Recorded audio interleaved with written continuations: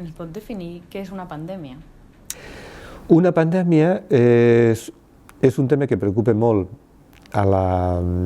l'espècie humana, perquè hem viscut bastantes pandèmies des de l'edat mitjana. Hi ha més de 28 pandèmies de grip perfectament descrites, algunes greus, i per tant hi ha tot un imaginari col·lectiu de que poden produir problemes. Les pandèmies estan definides com un nou agent, un nou virus generalment, pel qual tota la població mundial és susceptible i que per tant el virus tenia capacitat de, en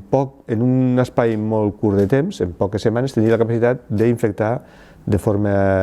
explosiva a tot el territori a nivell mundial. Això ha passat de vegades amb el virus de la grip, que l'any 2009, tot i que va ser una pandèmia molt suau, sí que va haver un salt des d'uns animals van saltar a l'home el virus del 2009, el virus de la grip A 2009, i en qüestió de molt poques setmanes va ser un virus que va infectar simultàniament a molts països. Amb el coronavirus s'està frenant en aquest moment, hi ha mesures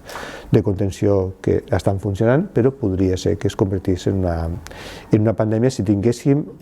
diguéssim, transmissió local autòctona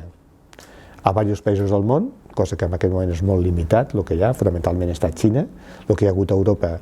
afortunadament, s'han donat casos importats, però no hi ha hagut de forma sostinguda transmissió autòctona,